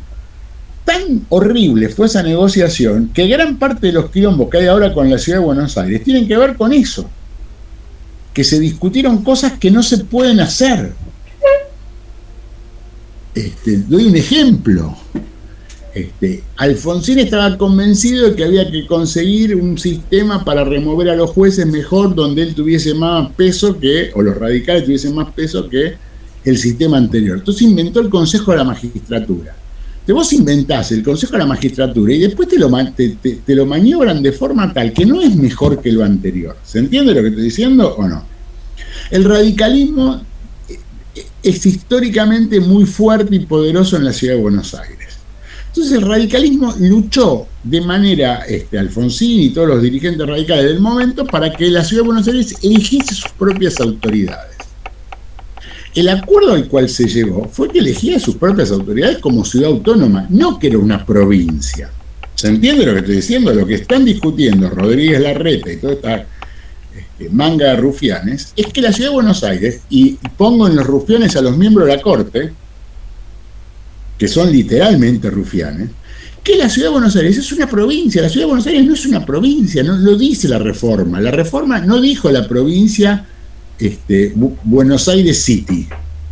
Dijo, es una ciudad autónoma que va a tener determinado tipo de derechos según una ley que se discutirá en el Congreso. Esa ley se llama Ley Cafiero. No por Cafiero guachín lindo y esas cosas, sino por el Cafiero en serio, que es Antonio, que era que fue gobernador de la provincia de Buenos Aires, un viejo dirigente peronista. Pero digo, que era el abuelo aparte de paparulo. Pero digo, que se quedó con los vueltos, decía Perón, o algo. ¿Qué? El Perón decía alguna vez que se quedaba con los vueltos por Cafiero, algo así. Eso, yo le voy a decir la verdad, yo escuché eso muchas veces, nunca se lo escuché a Perón. O sea, el problema de Perón, como el problema del Antiguo Testamento, es que hay un montón de personajes que explican lo que dice el Antiguo Testamento como diciendo dice esto y no dice eso. Yo nunca lo escuché a Perón decir eso. Escuché a gente decir que escuchó a Perón decir esto y no aparece escrito. Entonces, es parte el peronismo tiene mucho de eso, ¿no? O sea, pero digo, había una frase famosa que lo jodían a Cafiero, que era ¿dónde está el piano algo de un piano y esas cosas? Pero digo, Cafiero fue un importante dirigente peronista del siglo XX, fue ministro de Perón. Dudo que Perón ponga de ministro de Economía a alguien del cual cree que se afana, y después Cafiero le tocó ser también ministro de Economía de Isabel Perón al final, cuando ya cayó López Rega, después López Rega y cosas por el estilo. Digo, no me parece eso, pero digo, pónganle. El tema es la reforma, la Asamblea Constituyente es una consigna hiperdemocrática en un sentido. ¿Se entiende lo que estoy diciendo o no? Ahora se ha convertido en digo, doy un ejemplo, chicos, Castillo, el maestro que ha ganado las elecciones en Perú, lo que pide es una Asamblea Constituyente. En Chile, las movilizaciones del 19 pedían una Asamblea Constituyente. ¿Por qué? Porque yo doy un ejemplo.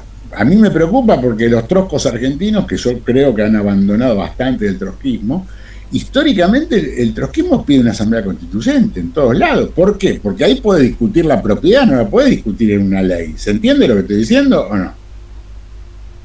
¿Dónde discutís si querés transformar profundamente el poder de un país? En una Asamblea. ¿Qué? Perdón. No, digo que la Constitución, claro, tiene más fuerza que una ley nacional, así que tal cual ahí. No, pero además porque nuestra constitución es una constitución capitalista.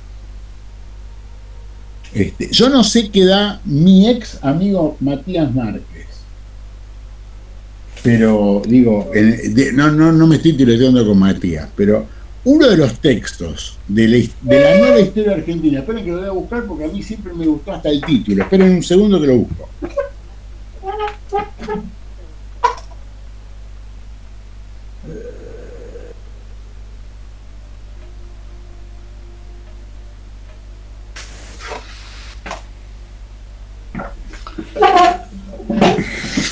¿Conocen esta historia? Bueno, esto es uno de los tomos de la nueva historia argentina de Sudamericana, ¿no?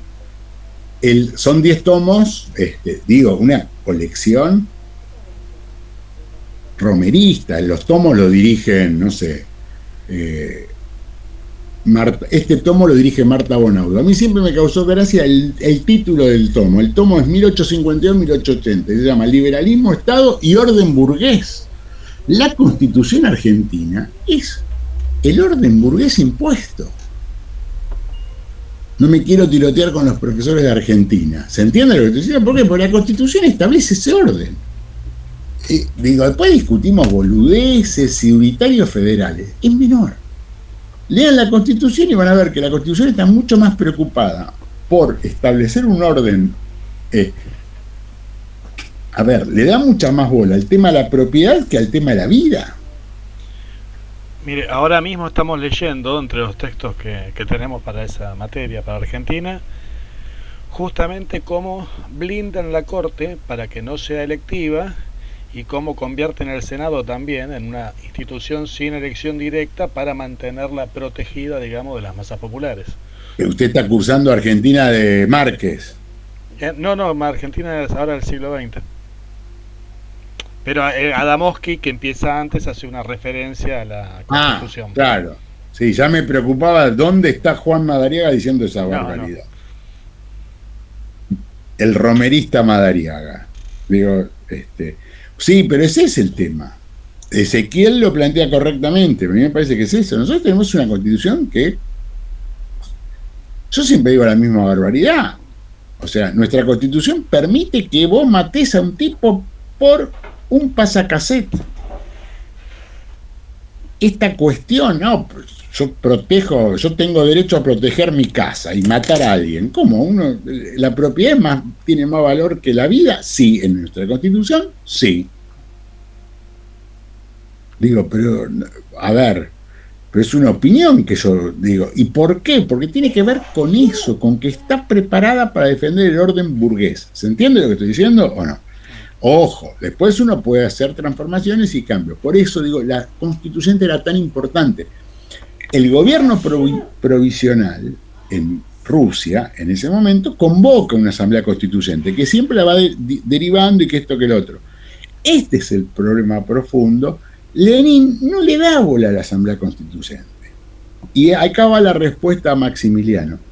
Porque Lenin tiene claro el tema, lo que él llama la dictadura del proletariado y el partido de vanguardia. Entonces Lenin lo que termina haciendo, y acá nos adelantamos a...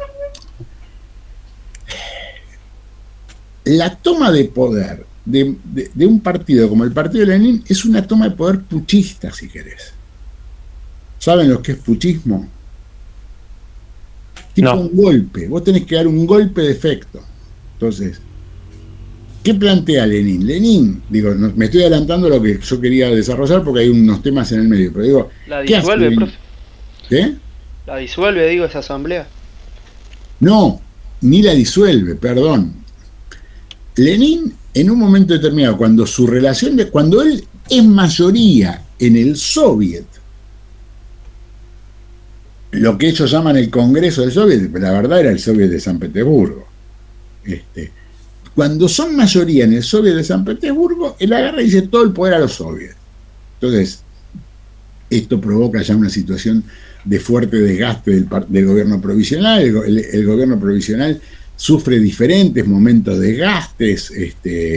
Kerensky termina tiene diferentes cargos hasta que termina solo Kerensky siendo el dirigente del gobierno provisional. Y en un momento determinado, Lenin, cuando ellos ya tienen mayoría en el Soviet y tienen el control de lo que se llama el Comité Militar del Soviet, deciden en el 20 y pico de octubre, creo que el 25 de octubre del calendario de ellos, 7 de noviembre del nuestro, deciden la toma del poder. Entonces entran ellos, entran en el Soviet, dicen todo el poder a los soviets, gobierna el Soviet, se disuelve el gobierno provisional, y pocos días después, en el Soviet había un fuerte peso de los bolcheviques, pero no eran la mayoría de todos los delegados. ¿Se entiende lo que estoy diciendo? Entonces, nombran una serie de ministros, que esto, que el otro, una forma de gobierno provisional y convocan una asamblea constituyente. Los resultados se los digo el miércoles que viene exactamente, pero los bolcheviques no llegan al 25% de los representantes en la constituyente. La constituyente se tiene que reunir creo que el 15, el 20 de enero. Eran mayoría brutal los socialistas revolucionarios y los mencheviques.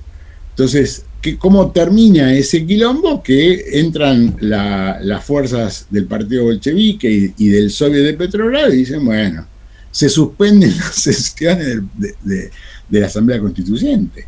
Yo digo, en ese punto, Maximiliano, esta es la vinculación entre lo que ellos deciden, partido, dictadura del proletariado, y el Soviet es otra cosa. Solo que ellos utilizan el término Soviet para decir el Comité Central del Soviet, el Presidium del Soviet, pero el Soviet ya está totalmente desvirtuado a lo que era originalmente. ¿Se entiende lo que estoy diciendo o no? ¿Eh? ¿Alguna otra pregunta, chiques? Entonces, ¿qué va a pasar a partir de este momento? Y lo otro que empieza a plantear Lenin, repito, porque nadie se fue hacia ese tema, pero me parece altamente, fundamentalmente importante, y van a ver que es el gran quilombo a partir de este momento, que es el tema del campo. ¿Por qué? Porque Rusia era un país campesino. Porque en Rusia había 10 millones de obreros y 100 y pico millones de campesinos. Entonces vos tenías que llegar o lograr de alguna manera cierto nivel de articulación con estos sectores. ¿Cuáles son los grandes sectores que hay dentro del Soviet? La clase obrera, el proletariado de San Petersburgo, los campesinos que tienen una representación tangencial, porque generalmente mandan delegados, que los delegados no son campesinos estricto sensu, sino que son muchas veces miembros del socialismo revolucionario. ¿Se acuerdan que habíamos planteado que era un partido de intelectuales que planteaba la alternativa de los campesinos como motor de la transformación social? Entonces eran los docentes que trabajaban en los espacios más del interior, más campesinos, eran los intelectuales, los periodistas, los que representaban eso, pero que no eran estrictamente del campesinado propiamente dicho. Y otro sector fundamental de todo este proceso revolucionario van a ser los soldados. Cuando digo soldados, digo los soldados y los marineros. Básicamente digo los soldados y los marineros porque San Petersburgo tiene la guarnición de marina más importante de toda Rusia, que es la base de Kronstadt. Después Kronstadt se va a terminar convirtiendo en un quilombo para los bolcheviques 4 o 5 años después, pero en ese momento es Kronstadt el foco de apoyo para la revolución bolchevique. ¿Por qué? Porque son los marineros y los soldados que estaban desertando del ejército ruso los que van a incorporar el elemento militar a la revolución. Antes que yo siga, voy a tomar lista. Aguántenme 2 minutos, yo los anoto porque tengo acá los nombres. Pero se me jodió la forma de tomar lista acá y quiero tomar lista. Silvia Miguel, no hace falta que digan nada. Después me dice el que no nombré. Iván Santoro. O sea, estoy habilitando que... Daniel Carlos Daniel Córdoba, ¿eh? ¿Cómo es Carlos Daniel cuánto? Cordero. No, se corta, por eso te lo digo, Cordero. Profe, Cordero. No hay problema. Valeria Leal. Camila Seijas.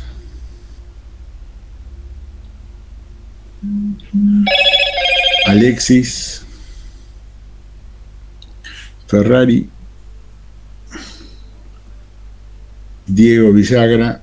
Aguántenme 2 minutitos. Agustín Alzogaray.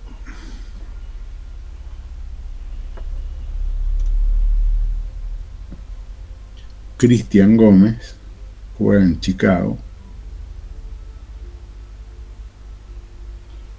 El comito. Adrián Petraca. ¿Sigue jugando? No, ya se retiró, quiero pensar. 140 años tenía. Se retiró hace poquito, ¿eh? Estuvo jugando en Chicago. Sí, sé que hace unos meses, en el medio de la pandemia, que un poco antes. Belinda, Jorge Santini, Petraca ya lo nombré, Santini, Jorge, Belinda Duarte,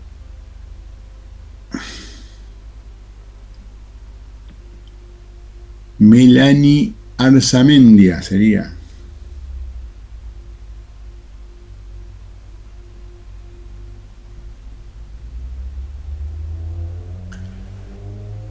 Facundo Benítez.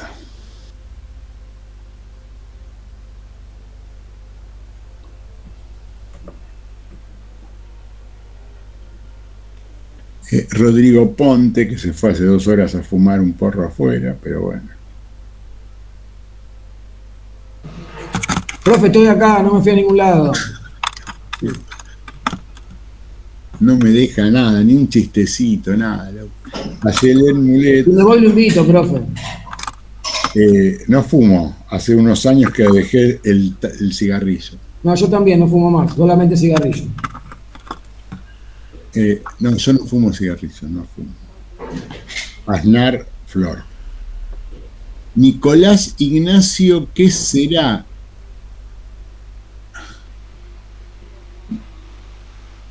Nicolás Ignacio ¿cuánto?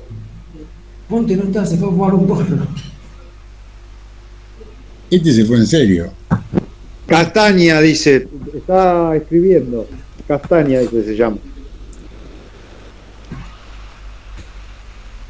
¿Cómo dice? Castaña.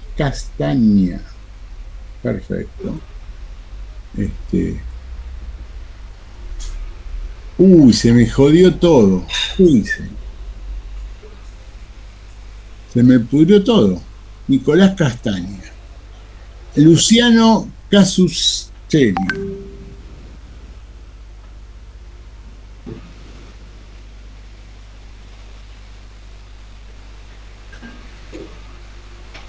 Facundo Mota. Se me pudrió todo, en serio, mal,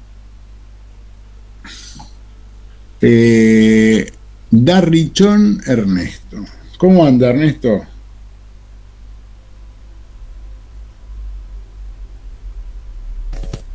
Bien, por suerte bien, cada vez mejor. Mañana de hecho tengo que ir al médico a ver qué es lo que me dice, pero en principio bastante bien.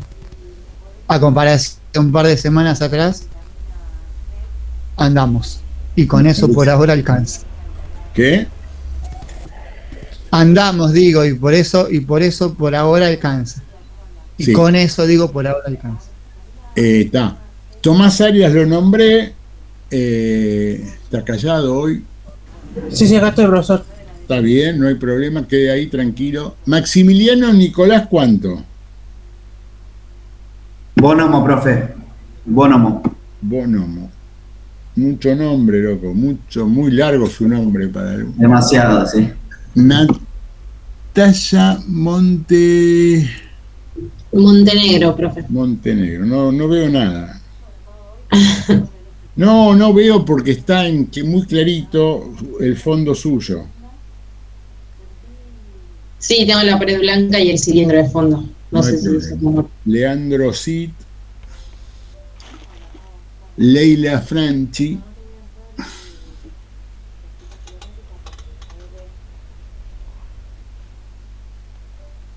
Santiago Silveira, que va y vuelve, Agustín Fernández,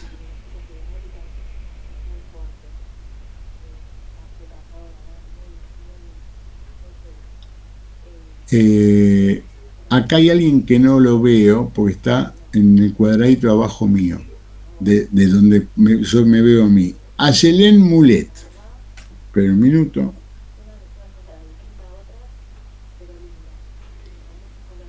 Cristian Gómez ya lo puse.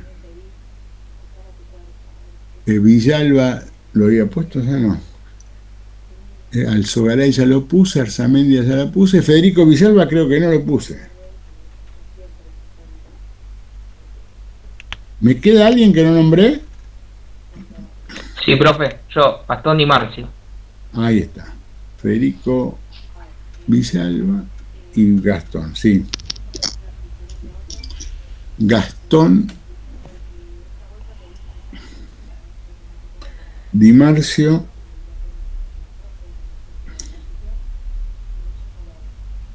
y Argañarás lo nombré, sí, no sé. Agustín. No, no me nombró, profe, no me nombró. Tiene razón. José Luis Argañarás. ¿Me queda alguien más?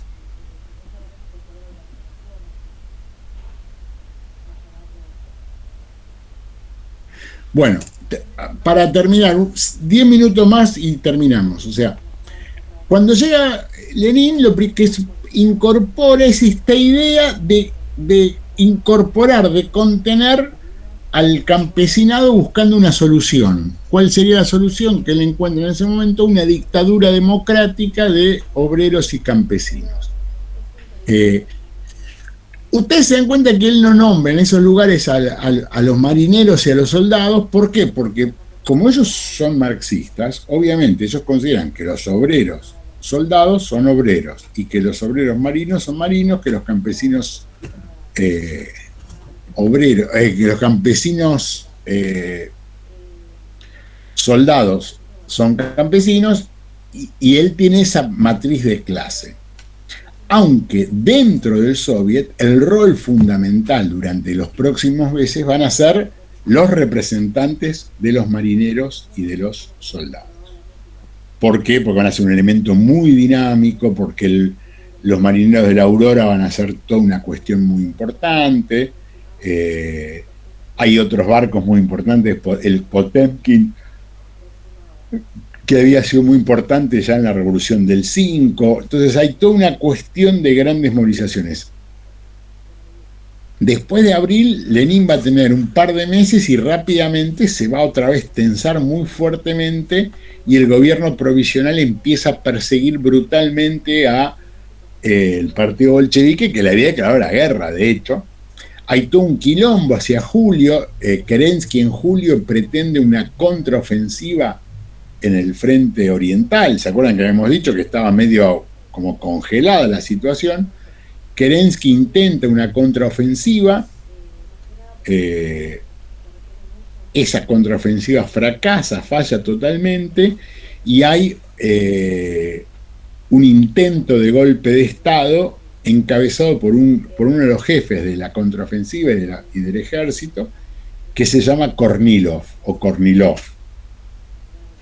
Kornilov intenta tomar San Petersburgo con un sector de las Fuerzas Armadas y liquidar al Soviet y al gobierno provisional, y en ese momento hay toda una cuestión de Lenin que es muy interesante como debate, que es que Lenin, que había planteado históricamente abajo el gobierno provisional, fuera el gobierno provisional y todas esas cosas, sostiene que hay que defender al gobierno provisional contra el golpe de Kornilov, con una frase que a mí me causó siempre gracia hace 50 años, que es que hay que disparar contra Kornilov sobre el hombro de Kerensky, o sea, como diciendo, lo vamos a defender a Kerensky. Digo, esta situación se sostiene es derrotado el golpe de Estado de Kornilov. Ya en ese momento el gobierno provisional queda totalmente debilitado, que eso es en agosto, y a partir de ese momento ya piensen una cosa, Lenin está otra vez en el exilio. Lenin lo habían mandado a Finlandia porque no estaban garantizadas las condiciones. Igual si ven un mapa van a ver que Finlandia queda bastante cerca de San Petersburgo, y todos vuelven a la clandestinidad y el partido bolchevique funciona de esa manera. Y es el único que puede funcionar porque está preparado para funcionar claramente de esa manera, y empieza ya en ese momento la idea de Lenin de avanzar totalmente. Cuando ellos alcanzan una alianza importante en el Soviet de San Petersburgo, y cuando Trotsky queda a cargo de lo que se llama el Comité Militar, se organiza la toma del poder en San Petersburgo. ¿En qué consta la toma del poder? En el asalto al Palacio de Invierno, que es ir y tomar la sede donde estaban lo que quedaba de los Romanov y el gobierno provisional. Kerensky se sube a un barco y huye, y así varios más, y se toman con un sistema perfecto de relojería, toman las radios, toman todos los sectores, la central ferroviaria, la central eléctrica, todo, y la toma del poder se va a producir básicamente en San Petersburgo. Digo, es claramente un golpe de mano en San Petersburgo, básicamente apoyado por ese comité militar que está fundamentalmente basado en el Soviet de marineros y soldados en ese momento. Toman el poder, al día siguiente eligen un gobierno ya no provisional, que es lo que ellos llaman el gobierno de los soviets. En ese gobierno aparecen algunas figuras. Trotsky va a ser electo como el secretario de Relaciones Internacionales y jefe del ejército. Lenin queda como secretario ministro de ministros, y van nombrando, yo no me acuerdo muchos más, me acuerdo de Lunacharsky de Educación y varios más. Y ahí se constituye el gobierno de los bolcheviques, que van a decir que van a gobernar bajo esta figura del Soviet. Ahí se convoca las elecciones y se toman las primeras medidas. ¿Cuáles son las primeras medidas? La estatización de los bancos, la nacionalización de los bancos, estatización de los bancos y de las grandes fábricas, las tierras para los que la trabajan. Acá quiero hacer un paréntesis. El tema de la tierra fue el gran quilombo todo el periodo siguiente en Rusia. Cuando digo todo el periodo siguiente, y voy a explicar por qué. Porque nunca hay una clara definición de cuál tiene que ser la política con respecto al tema de la propiedad de la tierra. Porque el problema está, y acá yo creo que hay que ser es muy interesante porque sigue siendo el mismo problema. ¿Qué haces con la tierra? Una reforma agraria, una expropiación lisa y llana de las tierras, y a quién se la das y cómo se las das. Una colectivización de la tierra. Digo, no es lo mismo cada una de las cosas que yo dije, y hay un montón de variantes más. Pregunta el profesor, ¿qué es una reforma agraria para usted? Y básicamente consiste en particionar, digamos, en parcelas más pequeñas la tierra productiva y repartirla entre familias propietarias que las trabajen.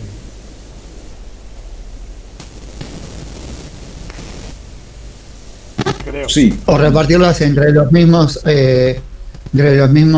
campesinos, porque de ahí a que sean propietarios de esa tierra va a pasar un tiempo bastante importante. Entonces, por lo menos que la trabajen y que mientras tanto vivan ahí, y con el tiempo van pagando esa tierra en la cual están viviendo y produciendo. No, Ernesto, no, porque no. Digo, vos incorporás una idea que es que ¿a quién se lo pagan? Perdón, la tierra no era del Estado, siempre. Al Estado. El Estado es el que reparte la tierra. O Sí, si pero... no, ¿quién es el que la reparte? No, el terrateniente no lo puede hacer. No, a ver, O sea, como yo tengo 100 hectáreas, no lo voy a ir repartiendo porque quiero. O sea, yo las 100 hectáreas las trabajo porque son mías y ya. Viene alguien, o sea, de último venís vos y me la sacás a mí para repartirla entre 100 familias, ponele. No, pare, porque usted está diciendo lo que le parece y yo estoy preguntando definiciones que deben ser más claras. La Revolución Francesa, la Revolución Francesa, la reforma agraria, ¿qué fue? Gran parte, en algunos casos de los campesinos y en otros casos habitantes del país que produjeron una, como si digo, voy a decir brutalmente algo, como un malón que se apropió fundamentalmente de las tierras de la iglesia y de algunos grandes propietarios de tierra, grandes nobles y cosas por el estilo. Se apropiaron, fueron y se quedaron con una parcela de tierra, en general parcelas mucho más pequeñas, y se quedaron con esa tierra. A ese periodo en la historia se habla del Gran Miedo, pero no hay una cuestión de que el Estado dijo te tocan 8 hectáreas, 25, lo que sea, una apropiación de esa cuestión. A partir de ese momento, los que se apropiaron de esas tierras quedaron como propietarios de esas tierras. ¿Se entiende lo que estoy diciendo? O sea, más que reforma agraria fue casi una revolución de apropiaciones, porque no tuvo regulada a priori ni nada por el estilo, sino que fue una movilización popular que desencadenó eso. En el contexto de la revolución bolchevique, Ernesto, donde la verdad es que el poder estuvo siempre controlado o en gran medida controlado por el Soviet, sea el Soviet pre-noviembre del 17 o el Soviet posterior, hay un montón de debates que no siempre quedaron en claro cuáles eran esas medidas. ¿Por qué digo? Porque hay un momento donde hay una apropiación de tierras y cosas por el estilo, pero después va a haber una sucesión de conflictos de cómo es, por qué, y voy a explicarlo por qué, y me voy adelantando a lo que vamos a ver la clase que viene, los dejo en 3-4 minutos, no se hagan problema, cosa que puedan tomar aire antes de enfrentar al camarada Madariaga. Les voy a dar 10 minutos de relax. Porque después el tema va a ser de quién es lo que produce esa tierra. ¿Se entiende lo que estoy diciendo o no? En un país con escasez, la discusión es, la producción, ¿cómo se maneja? ¿Es propiedad del campesino o es propiedad del Estado? Más en un lugar que va a ser la Unión Soviética, o va a ser dentro de poco la Unión Soviética, que era Rusia, donde hay un problema de hambre, de escasez y de guerra. Entonces, esta va a ser la gran discusión. Cuando acá se discute la reforma agraria, y repito, acá yo creo que lo dije la vez pasada cuando nombré el tema, y lo vuelvo a decir, acá programas de la CGT, pero no estoy diciendo de la CGT no estoy hablando del Comando Piquetero, ni de la CGT de Del Caño y Romina del Plata, estoy hablando de la CGT. El plan de la CGT de la, ¿cómo se llama? De Huerta Grande, que es del 62-63, que es un congreso de la CGT, dice reforma agraria. La CGT hasta los 70 plantea reforma agraria. El peronismo en el 73, en el programa del Frei Juli, hablaba de reforma agraria, después no la hizo.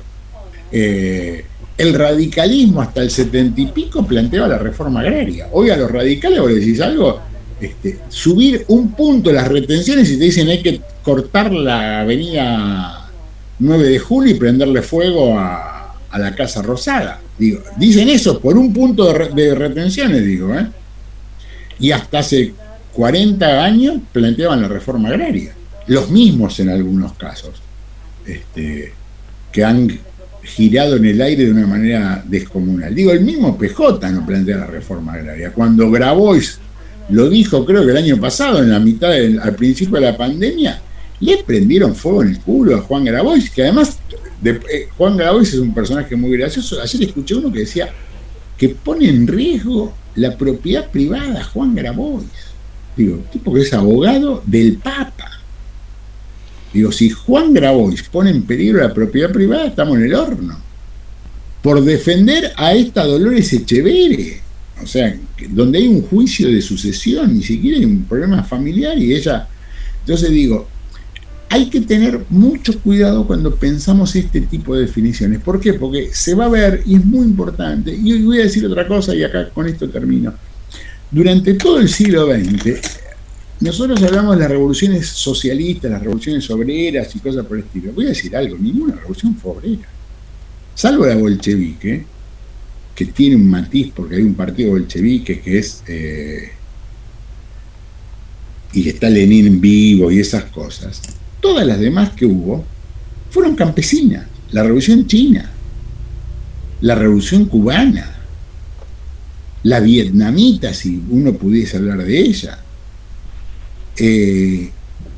Los grandes quilombos en Europa Oriental, lo que se llamaban las democracias populares después del 45, o sea, el gran quilombo de las transformaciones sociales es que había mucho más campesinado en esos contextos de enfrentamiento y conflicto y lucha que obreros. Entonces se terminaron haciendo revoluciones obreras, entre comillas, dirigidas por o en el contexto de sociedades no obreras. ¿Se entiende lo que estoy diciendo? Después de la revolución sandinista en el 79, que sería como la última que uno se acuerda y registra. Entonces digo, me parece que es uno de los temas más interesantes de plantear y que todavía no tiene solución.